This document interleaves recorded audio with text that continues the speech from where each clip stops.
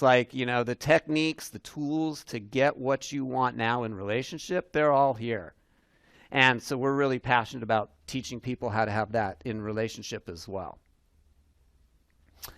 So 4 years ago, we started on this path and we got rid of all our stuff and we moved into this RV, which we call Neshama, which is Hebrew for soul.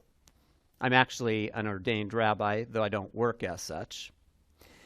And we, for the past several years, have spent, several of you pointed out on seeing the RV, which is, by the way, down in the parking lot in the corner there, and you're welcome to join us afterwards. We'd love to give you a tour of it and show you some of the tips and techniques we use for full-time RV living. But some of you pointed out, like, wow, you'd really have to love each other to be in that small space. And we've done it 4 years now, and we absolutely love each other. In fact, it's kind of a miracle that, you know, we're both here, you know, sharing with you, because on a certain level, we'd love to just spend all of our time together. That's how much we enjoy each other. Like, we often wake up in the early morning, and we've both had a lot of trauma in our past. Both of us had abusive dads. We both of us were into religions. Lynetta's was particularly cultish. And we've really struggled with a lot of life issues, family issues, relationship issues, spiritual issues. And we've done a lot of healing between the two of us every day. Like, we've both been trained as life coaches, and we've actually successfully helped coach each other. You know, when you get to our age, however old any of you are, you know, we all get triggered by something. Somebody speaks to us in a certain way, or even gives us a look, and, you know, we get those emotional triggers. It's hard not to. But when something comes up, when you get to our age, if you're savvy, and I'm sure most of you are, you know that when a trigger's coming up, the person in front of you is the trigger, but they're not the cause. The cause is always something from the past, almost always going back to our childhood. And I can pretty much say by the time you're age 18, 20, everything that's going on in your life is just a re-triggering from the past. So Lynetta and I, anytime the stuff comes up, what we do is we team up together. You know, we realize, okay, I said something, Lynetta felt like one thing comes up, sometimes Lynetta gets a little irritated. Now, she's actually not getting irritated with what I say, but she's getting irritated because she thinks I'm rushing her, for example, because that's what her family always did. And I point out, no, not rushing. I just want to know, like, what time are we leaving to go to speak this morning? And so we recognize that, and then what we do is we team up together, and then we clear whatever that issue is from the past. And we've been doing this, we've been actually together 5 years now, and 100% successfully cleared anything that's ever come up. And we actually just love being together. In fact, when something comes up, you know, normally, like, you have an energy with somebody, and you're thinking, like, oh God, I hope I don't run across them today, you know, or they don't say that to me, or they don't give me that look. And it's like, Lynetta and I, like, if something comes up, we're like, oh my God, cool. Can we like, you know, clear this together? Because it always works. Okay, pointer. It's right there. Pointer? Oh, there it is. Gotcha. Thank you. Okay. So that's a little bit about our background. And Lynetta's going to share some other stuff. We're going to split the presentation. So what I want to talk about is we originally started this whole RV life because we wanted to be on the road. We actually both love being in nature. So we love going up to the forest, parks, and spending time in nature, and sometimes we'll do a lot of work there. And we also wanted to be on the road and to meet really cool people like all of you. And that was really why we did this. But there have been some huge benefits which I want to share with you now, in particularly benefits of spending less money, spending less time, and having less of an environmental impact by living in an RV full time. So let's do a little comparison.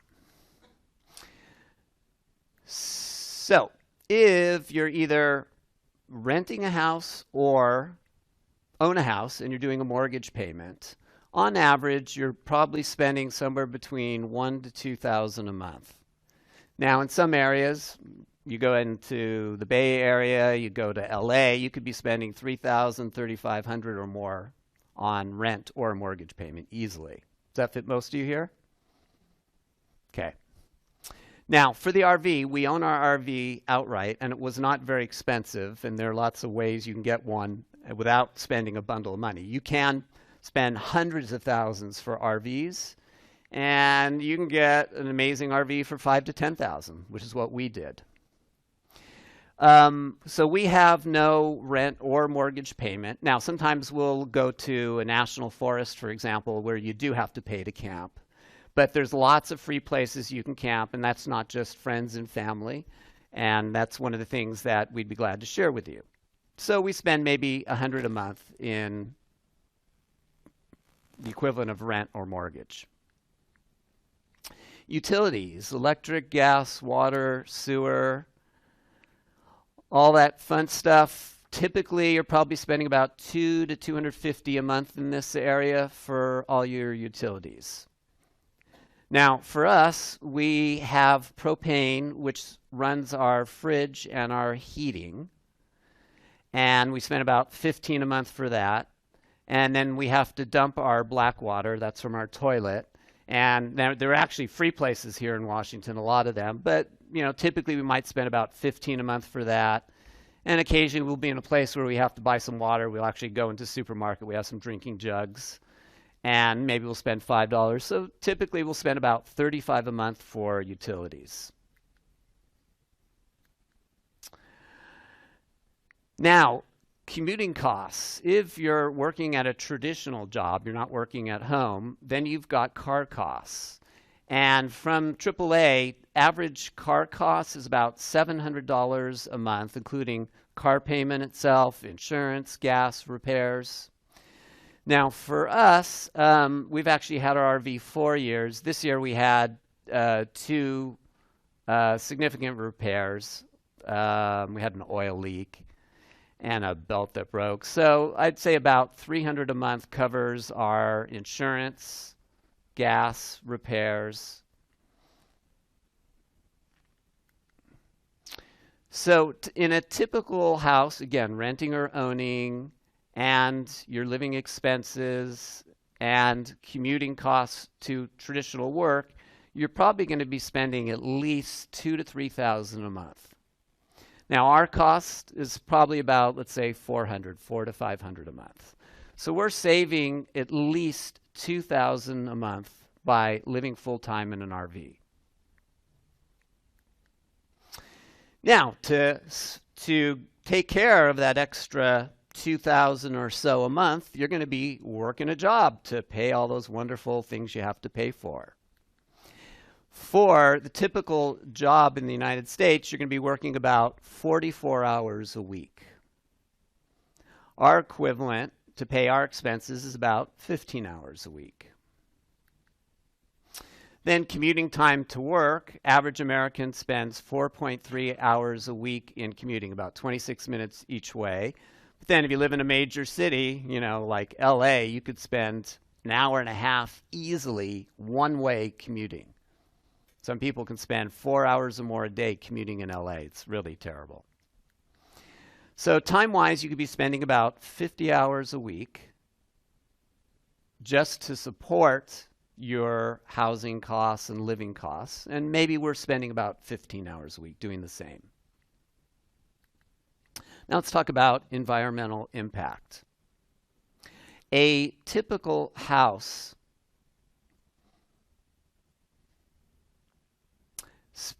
uses about 1,000 kilowatt hours, that's what Daniel spoke about earlier, a month in electricity, and that's in Oregon or Washington. In Washington, 25%, even though you have a lot of hydropower here, 25% still comes from burning fossil fuel like oil. In Oregon, 50% comes from burning fossil fuel, and in the US as a whole, 60%. So that electricity in your home is going to be a significant percentage is going to be by burning oil or some other natural gas or something. Now for us, this past winter, we actually put a solar panel on top of our RV. Now, I can't tell you how thrilled both of us are when we're sitting anywhere on a sunny day and we just look at the battery voltage just going up, up, up, and we could be sitting in a parking lot, at Safeway or at Home Depot, and we're getting charged up. It is the most amazing thing.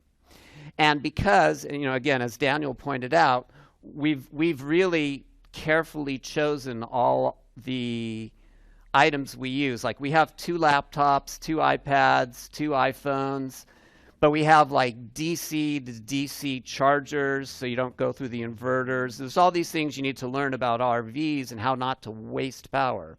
So we literally have 100-watt panel on top, which only costs a couple $100 to put in. And that's basically supplying all the electricity we need to run everything in the RV, assuming you get a sunny day. Now, it's going to be a little more challenging now that we're starting to get some overcast weather. And gratefully, we're actually staying at Wendy's, and she's allowing us to plug into electricity. So we are going to need some electricity when we get those cloudy days.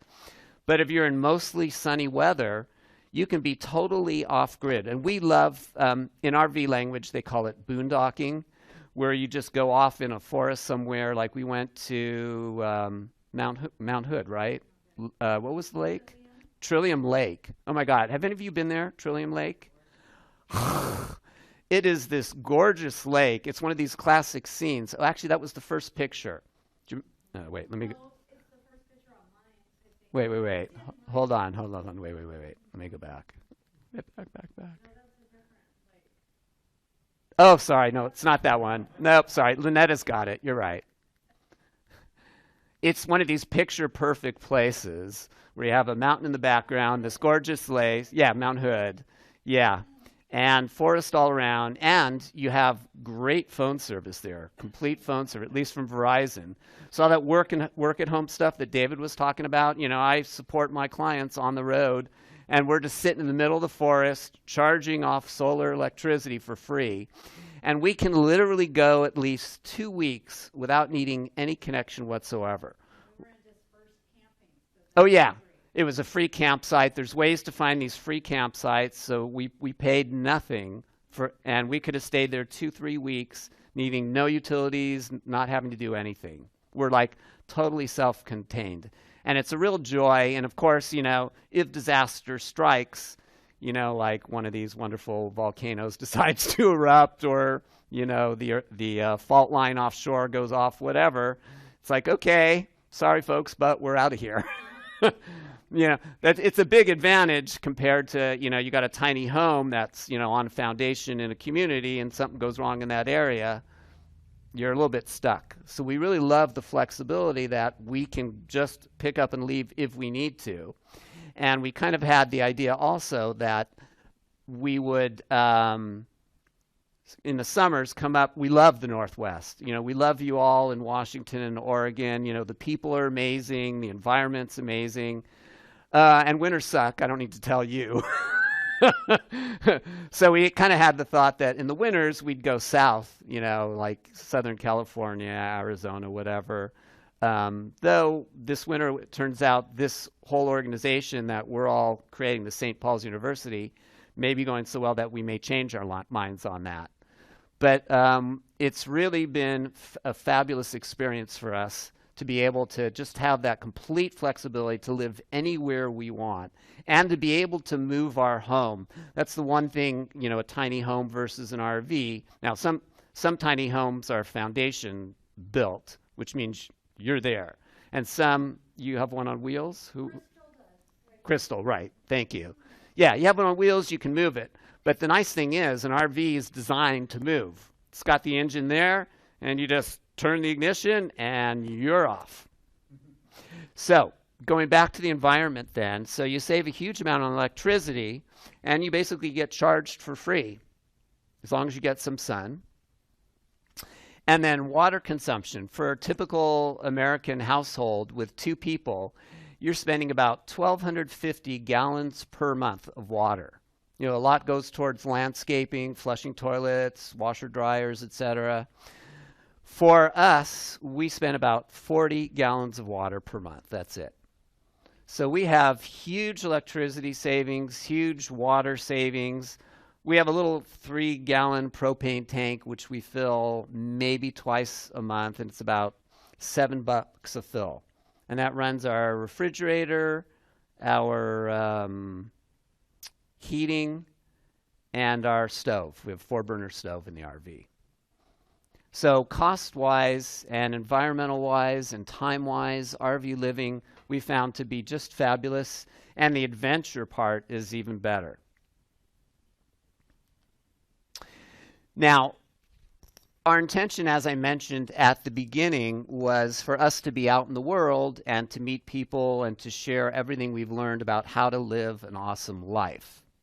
But I've gathered so much information after 4 years of full-time living, and we've upgraded almost all the systems in our RV, as you'll see when you come down to see, that I kind of got the idea a while ago, like, you know, it's really a shame not to share this with people who are really interested. So I've actually created a course that's just launching that is everything about RV living, especially if you don't have the experience yet. It's about the different classes of RV. There's what they call class A, B, and C, which is different sizes of RVs. RV engines, whether you get gasoline or diesel, whether you get new or used. And then if you want to go, where do you go to find one? Different shopping apps, different sites. Then for maintaining and living in an RV, you need to know about all your basic systems. Now, this includes whether or not you're going to be doing the work yourself or you're going to hire somebody. You still need to understand it because there's a lot of people in the industry who are just outright doing things wrong.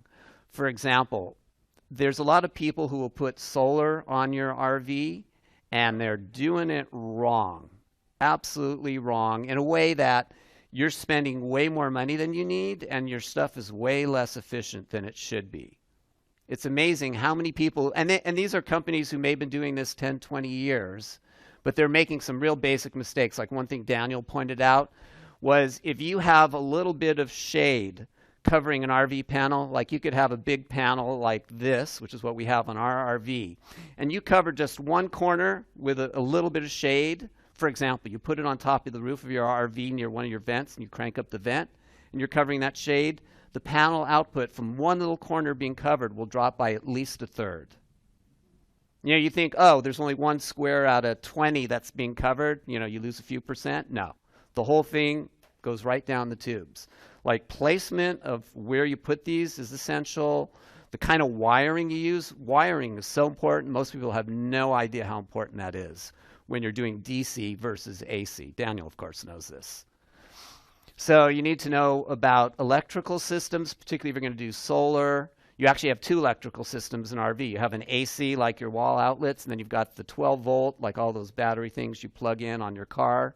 You need to know about heating and cooling and ventilation, water systems, cooking, sleeping. When you come down, I'm going to ask you to take a look under our bed because you're going to see something I guarantee none of you have under your bed at home. And if you're living in an RV, you have to have that, what you're going to see there.